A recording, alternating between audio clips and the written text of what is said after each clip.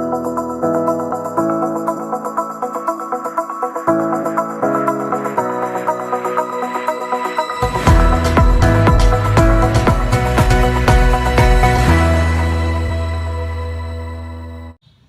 Friends, welcome to 4 Star Studios. வாங்க இன்றைக்கி இந்த வீடியோவில் பட்டர்ஃப்ளையில் ஒரு டேபிள் டாப் பெட் கிரைண்டர் நான் பர்ச்சேஸ் பண்ணியிருக்கேன். அதோட அன்பாக்சிங் அண்ட் ரிவ்யூ பார்க்கலாம். இது அட்வர்டைஸ்மெண்ட் வீடியோலாம் கிடையாதுங்க. இது நான் பர்ச்சேஸ் பண்ணது. நீங்கள் வாங்கணும்னு நினச்சிங்க, இப்போ ஏதாவது கிரைண்டர் மாற்றணும் இல்லை புதுசாக வாங்கணுன்ற ஒரு ஐடியாவில் இருந்தீங்கன்னா பட்டர்ஃப்ளையோட இந்த கிரைண்டர் எப்படி இருக்குது அப்படின்னு நீங்கள் தெரிஞ்சுக்கணும்னு நினச்சிங்கன்னா இந்த வீடியோ உங்களுக்கு யூஸ்ஃபுல்லாக இருக்கும். அதனால் இதை நான் வாங்கின போது இது அப்படியே ஒரு அன்பாக்சிங் வீடியோவும் அதே சமயம் எப்படி இது மாவு அரைக்குது அப்படிங்கிறது ஒரு டெமோ மாதிரியும் காமிச்சிடலாம் அப்படிங்கிறதுக்காக இந்த வீடியோ எடுத்திருக்கேன். இது வந்து பட்டர்ஃப்ளையோடைய டேபிள் டாப் வெட் கிரைண்டரில் ப்ளூம் அப்படிங்கிற ஒரு மாடல் 2 லிட்டர் கெப்பாசிட்டி கிரைண்டர். இது சின்ன கிரைண்டர் தான். ஒரு சின்ன ஃபேமிலிக்கு இது ரொம்பவே ஆப்டாக இருக்கும்.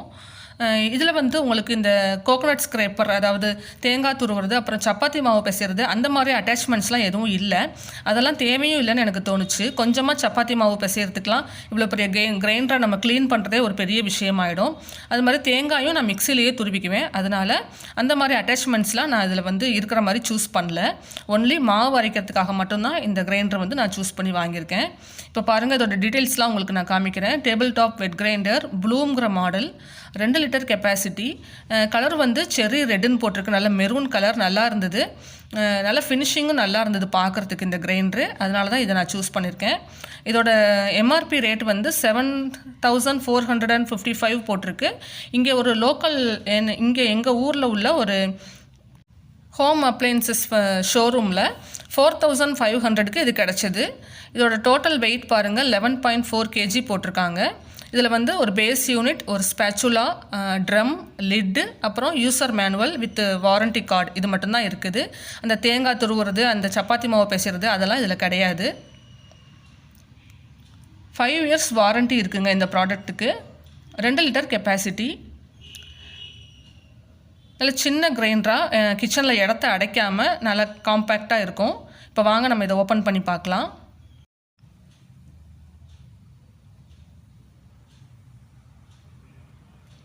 பாருங்கள், இதோட பேக்கிங் வந்து இந்த மாதிரி தான் இருக்குது.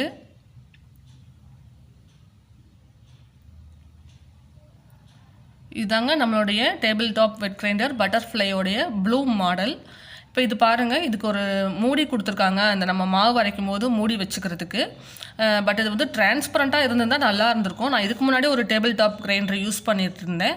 அதில் இந்த மூடி வந்து கொஞ்சம் டிரான்ஸ்பரண்ட்டாக இருக்கும். இது நல்ல ஒரு குவாலிட்டியான பிளாஸ்டிக் தான், பட் டிரான்ஸ்பரண்ட்டாக இருந்தால் நல்லா இருந்திருக்கும். பட் நான் இதுவே ஓகேன்னு சொல்லி நான் இதை சூஸ் பண்ணிட்டேன். அப்புறம் இதில் வந்து இந்த மாவு வந்து நம்ம ஓடும் போது இந்த மாதிரி தள்ளி வர்றதுக்கு ஒரு ஸ்பேச்சுலா கொடுத்துருக்காங்க.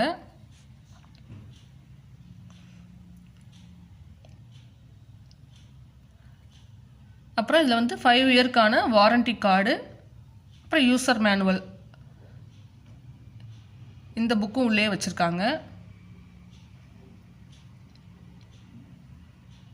பாருங்கள், நம்மளுடைய கிரைண்டர் இந்த கல் பாருங்கள், நல்லா சொரப்பாக இருக்குது பாருங்கள். இந்த மாதிரி இருந்ததுன்னா நமக்கு மாவு சீக்கிரமே அரைப்பட்டுடும். ரொம்ப ஹெவியாலாம் இல்லை, நல்லா ஒரு கையிலேயே தூக்குற மாதிரியான வெயிட்டில் தான் இருக்குது. அப்புறம் அந்த கல்லை வந்து நம்ம டைட் பண்ணுறதுக்கு அந்த ஸ்க்ரூ கொடுப்பாங்க இல்லையா, அது. இந்த கிரைண்டர் பேஸ்லையுமே பாருங்கள், அந்த கல் நல்லா சொரப்பாக இருக்குது. இந்த மாதிரி இருக்குதான்னு பார்த்து செக் பண்ணி வாங்கிக்கோங்க. இப்படி இருந்தால் தான் நமக்கு மாவு சீக்கிரமாக அரைப்படும். அப்புறம் மோட்டார் அண்டு பேஸ் யூனிட் உள்ளே இருக்குது. இதை நான் வெளியில் எடுத்து வச்சுட்டு உங்களுக்கு காமிக்கிறேன். பாருங்கள், இதுதான் நம்மளுடைய butterfly table top bed grinder. நல்ல சின்னதாக, நல்ல ஒரு ஃபினிஷிங்கில், நல்ல கலரு, நல்ல சூப்பராக இருந்தது. ஆன் ஆஃப் பட்டன் கொடுத்துருக்காங்க. மோட்ரு ஹீட்டாக இருந்துச்சுன்னா அது கொஞ்சம் ரெடியூஸ் பண்ணுறதுக்காக வென்டிலேஷன் கொடுத்துருக்காங்க பாருங்கள், அந்த சைடில் கோடாக. ஆனால் பெரிய அளவில் இந்த வந்து ஹீட் ஆகலை மோட்டர், அதையும் நான் சொல்லிக்கிறேன். அப்புறம் இந்த பவர் கார்டு பார்த்திங்கன்னா இது நல்லா லாங்காக நல்லா நீளமாகவே இருந்தது.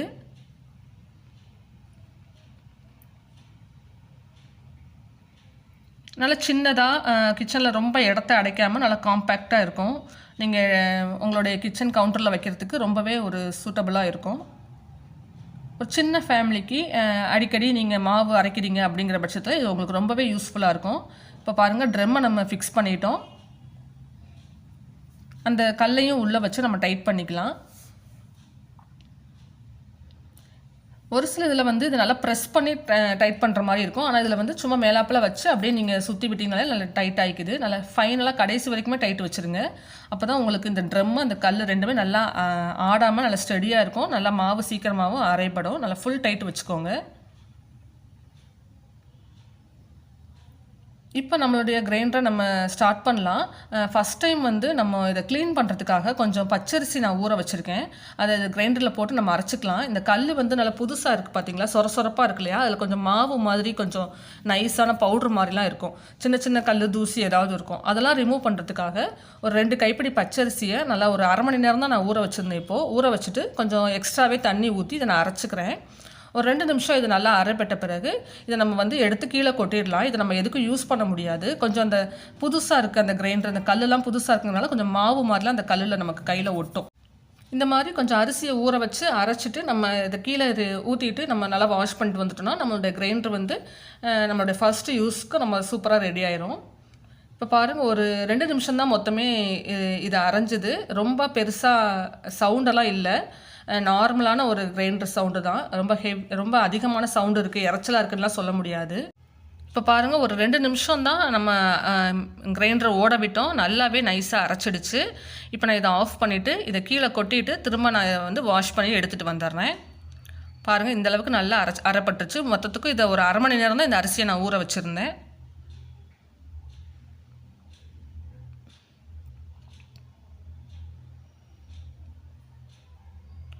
இப்போ பாருங்கள், வாஷ் பண்ணிட்டு வந்தாச்சு. நம்ம கல்லை ஃபிக்ஸ் பண்ணிக்கலாம். நல்லா ஃபுல் டைட் வச்சுருங்க, கடைசி வரைக்குமே டைட் வச்சுருங்க. இதுக்கப்புறம் இப்போ நம்ம ஃபஸ்ட்டு உளுந்து அரைச்சிக்கலாம். நான் இன்றைக்கி 1 கப் அளவுக்கு உளுந்து ஊற போட்டு வச்சுருக்கேன். 1 கப்னால் ஒரு டம்ளரில் வச்சுக்கோங்களேன். 200 கிராம்ஸ் உளுந்து, கொஞ்சம் ஒரு அரை டீஸ்பூன் அளவுக்கு வெந்தயம், 2 சேர்த்து ஒரு 2 மணி நேரம் ஊற வச்சுருக்கேன். இந்த ஊற வச்ச இந்த உளுந்தை இதில் கொஞ்சம் சேர்த்துட்டு கிரைண்டரை ஓட விட்டுக்கலாம். ஓட விட்டுட்டு நம்ம மிச்சம் இருக்கிறதையும் சேர்த்துக்கலாம்.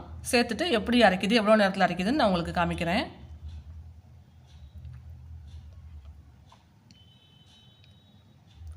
பாருங்கள், ஒரு 2-3 நிமிஷம் ஓடினதுக்கப்புறம் கொஞ்சம் நல்லா அரைபட ஆரம்பிச்சிருச்சு. அந்த மாவு தள்ளி கொடுக்குது இல்லைங்களா, அந்த ஒரு சின்ன துடுப்பு மாதிரி வச்சுருக்காங்களா, அதை கரெக்டாக தள்ளுறது அந்த கல்லில் போய் அரைபடுறதுக்கு கரெக்டாக இருக்குது. பாருங்கள், உங்களுக்கு பார்த்தாலே தெரியும். அது கரெக்டாக தள்ளி கொடுக்குறது அந்த மாவு ஃபுல்லாக அந்த கல்லில் அரைப்படுறதுக்கு டேரெக்டாக போயிடுது. அதனால் நமக்கு சீக்கிரமாகவே அரைப்பட்டுடுச்சு. கல்லும் அந்த நல்லா சொரப்பாக இருக்கிறதுனால ஒரு 10 நிமிஷத்துலேயே நமக்கு உளுந்து நல்லா பொங்க அரைப்பட்டு வந்துருச்சுங்க. நீங்கள் அப்பப்போ லைட்டாக தண்ணி தெளித்து விடுங்க.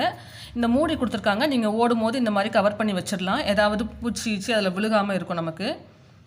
பாருங்கள் எந்த அளவுக்கு அரைப்பட்டுருக்குன்னு. ஒரு 10 நிமிஷத்துலேயே நல்லா இந்த அளவுக்கு அரைச்சி வந்துருச்சு.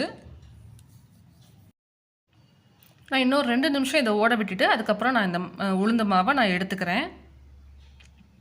நல்லா பந்தாக உளுந்து மாவு பார்க்குறதுக்கே நல்லா சூப்பராக வெண்ணெய் மாதிரி அரைச்சிருக்கு. உங்களுக்கு பார்த்தாலே தெரியும். பாருங்கள் எப்படி இருக்குன்ட்டு. உளுந்து மாவு இந்த மாதிரி திக்காக தான் அரைக்கணும், ரொம்ப தண்ணியாக இருக்கக்கூடாது. இதை நான் எடுத்து வேறு ஒரு பாத்திரத்தில் மாற்றி வச்சுக்கிறேன். பாருங்கள், மாவு பார்க்கும் போதே ஃபஸ்ட் டைம் நம்ம யூஸ் பண்ணுறோம், எப்படி அரைச்சிருக்குன்னு உங்களுக்கு தெரியும். 10 நிமிஷத்தில் உளுந்து நல்லா அரைப்பட்டு வந்துருச்சு. பாருங்கள், நல்லா பொங்க அரைச்சிருக்கு. உங்களுக்கு அந்த மாவோடைய பதம் பார்த்தாலே உங்களுக்கு தெரியும்னு நினைக்கிறேன். இந்த 1 கப் உளுந்துக்கு 4 பங்கு அரிசி, இட்லி அரிசி, அதையுமே வந்து ஒரு 3 மணி நேரம் நல்லா ஊற வச்சு ரெடி பண்ணி வச்சுருக்கேன். உளுந்தை எடுத்த பிறகு நம்ம அரிசியை போட்டு அரைச்சிக்கலாம். இப்போ பாருங்கள், மொத்தமாக எல்லா உளுந்து மாவுமே அரைச்சாச்சு. 1 கப் உளுந்து எவ்வளோ தூரத்துக்கு இந்த பாத்திரத்துலேயே பாதி பாத்திரம் வரைக்கும் வந்திருக்கு பாருங்கள். நல்லா நைஸாக நல்லா வெண்ணெய் மாதிரி நல்லா பொங்க அரைச்சி வந்திருக்கு. இதுக்கப்புறம் அரிசியையும் நான் அதில் சேர்த்து நான் அரைச்சிட்டு உங்களுக்கு காமிக்கிறேன். பாருங்கள், இந்த மாதிரி இந்த ஸ்பேச்சுலா கொடுத்துருக்காங்க இல்லையா, நீங்கள் கிரைண்டர் யூஸ் பண்ணும்போது உள்ளுக்குள்ளே கையை விடுறதுக்கு, அது ஓடும்போது உள்ளே விடுறதுக்கு பயமாக இருந்ததுன்னா இந்த மாதிரி நீங்கள் தள்ளி விட்டுக்கலாம். அந்த சைடில் வந்து அரிசி இருந்ததுன்னா. அரிசியுமே இந்த ஊற வச்ச அரிசியை வந்து ஒரு 10 15 நிமிஷத்துலேயே நல்லா நைஸான மாவாக அரைச்சிருச்சு. பெரிய அளவில் கிரைண்டர் ஓடும்போது சவுண்டும் கிடையாது, நல்லாவே இருக்குங்க இதோட பர்ஃபார்மன்ஸு. பாருங்கள், 15 நிமிஷத்தில் நல்லா நைஸாக அரைப்பட்டு வந்துருச்சு. பாருங்கள் எப்படி இருக்குன்னு. நல்லா அரைப்பட்டுருச்சு. இப்போ இந்த மாவையுமே எடுத்து நம்ம ஏற்கனவே அரைச்ச உளுந்து மாவோட நான் சேர்த்துக்கிறேன். அரிசியெலாம் எதுவும் அந்த அரைப்படாமல் ஒன்று இருக்கும் இல்லையா, அந்த மாதிரிலாம் எதுவும் இதில் இல்லை. நீங்கள் இடையில ஒரு தடவை ஃபுல்லாக அந்த இதை வச்சு தள்ளி விட்டுட்டிங்கன்னா, அந்த ஸ்பேச்சுலா வச்சு ஒரு தடவை தள்ளி விட்டுட்டிங்கனாக்க எல்லா அரிசியுமே நமக்கு அரைப்பட்டு கிடச்சிருது. சீக்கிரமாகவே அரைச்சிருது, ரொம்ப டைம்லாம் எடுக்கல. அந்த கல் நல்லா சொரப்பாக இருந்தது பார்த்தீங்க இல்லையா, அந்த மாதிரி இருக்கும்போது உங்களுக்கு சீக்கிரமாகவே அரிசி உளுந்து எல்லாமே அரைப்பட்டு வந்துடுது. இப்போ உளுந்து மாவோடு சேர்த்து இந்த மாவையும் நான் எடுத்துக்கிறேன். உங்களுக்கு கிரைண்டர் ஓடும் போதே இப்படி முடிஞ்சால், உங்களுக்கு ப்ராக்டிஸ் இருந்தால் இந்த மாதிரி எடுங்க. அப்படி இல்லை அப்படின்னாக்கா நீங்கள் ஆஃப் பண்ணிவிட்டு கூட நீங்கள் எடுத்துக்கலாம். இப்போ இது வாஷ் பண்ணுறதுக்கு கொஞ்சம் இந்த மாதிரி கிரைண்டரை ஓட விட்டுட்டு கொஞ்சம் தண்ணியை ஊற்றி இந்த மாதிரி பண்ணிட்டீங்கனாக்கா ரொம்ப காஞ்சு போகாமல் இருக்கும். உங்களுக்கு வாஷ் பண்ணுறதுக்கு ஈஸியாக இருக்கும். நீங்கள் மாவு கரைச்சி வைக்கும் போது கொஞ்சம் தண்ணி தேவைப்பட்டால் இந்த தண்ணியவே கூட நீங்கள் யூஸ் பண்ணிக்கலாம். இப்போ நம்ம ஆஃப் பண்ணிக்கலாம். அவ்வளோதாங்க, கிரைண்டரோட பர்ஃபார்மன்ஸ் நல்லாவே இருக்குது. இப்போ பாருங்கள், நம்மளுடைய மாவில் ஒரு டீஸ்பூன் அளவுக்கு உப்பு சேர்த்து நல்லா மிக்ஸ் பண்ணி வச்சிடலாம். நல்லா அந்த உளுந்து மாவு வந்து மேலே பொங்கி, அதாவது வெயிட்லெஸ்ஸாக இருக்கிறதுனால நல்லா மேலே இருக்கும், அரிசி மாவு அடியில் போயிருக்கும். அதனால் ரெண்டும் சேர்ந்து நல்லா ஒன்றா வர மாதிரி நல்லா மிக்ஸ் பண்ணி விட்டுடுங்க. ரொம்ப திக்காக இருந்ததுன்னா நம்ம அந்த கிரைண்டர் கழுவுறதுக்கு தண்ணி யூஸ் பண்ணியிருந்தோம் இல்லையா, அந்த தண்ணியவே கொஞ்சம் சேர்த்து நல்லா மிக்ஸ் பண்ணி விட்டுக்கலாம். ரொம்ப கெட்டியாகவும் இல்லாமல் அதுக்காக ரொம்ப தண்ணியாகவும் போயிடாமல் இந்த மாவை வந்து நீங்கள் இந்த மாதிரி மிக்ஸ் பண்ணி வச்சுக்கோங்க. மிக்ஸ் பண்ணி ஓவர் நைட் இதை நீங்கள் புளிக்க வச்சுட்டு மறுநாள் காலையில் எப்படி இருக்குன்னு நான் உங்களுக்கு காமிக்கிறேன். பாருங்கள், ஒரு 2-3 நிமிஷத்துக்கு நல்லா இந்த மாதிரி கை வச்சு மிக்ஸ் பண்ணி விடணும்.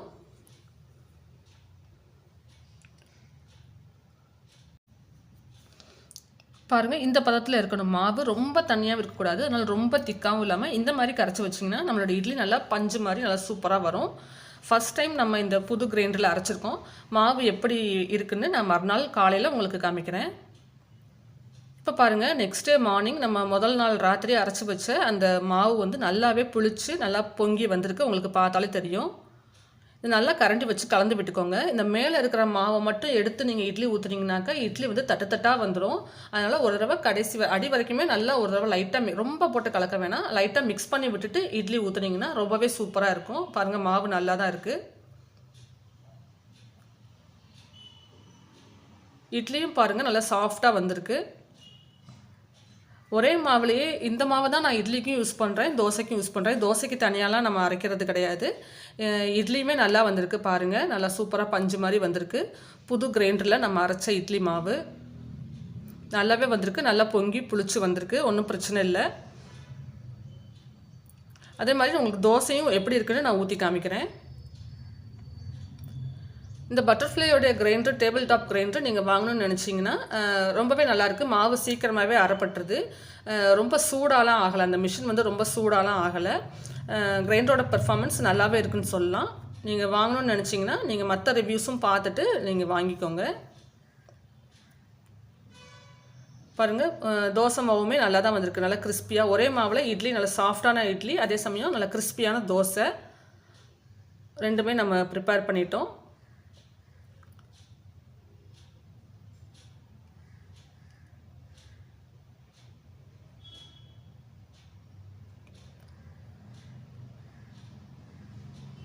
அவ்வளோதாங்க, இந்த வீடியோ இங்கே முடியுது. நீங்கள் இந்த பட்டர்ஃப்ளையோடைய டேபிள் டாப் கிரைண்டர் வாங்கணும்னு நினச்சிங்கன்னா இந்த வீடியோ உங்களுக்கு ரொம்பவே யூஸ்ஃபுல்லாக இருக்கும். இந்த வீடியோ அன்பாக்சிங் அண்டு ரிவ்யூ, எப்படி இது அரைக்குது, எவ்வளோ நேரத்தில் அரைக்குது அப்படிங்கிறதெல்லாம் தெரிஞ்சுக்கணும்னு நினச்சிங்கன்னா உங்களுக்கு இந்த வீடியோ ரொம்பவே யூஸ்ஃபுல்லாக இருக்குன்னு நினைக்கிறேன். இந்த வீடியோ உங்களுக்கு பிடிச்சிருந்ததுன்னா லைக் பண்ணுங்கள், ஷேர் பண்ணுங்கள். நம்ம சேனல் 4 Star Studios சப்ஸ்கிரைப் பண்ணி வச்சுக்கோங்க. தேங்க்ஸ் ஃபார் வாட்சிங்.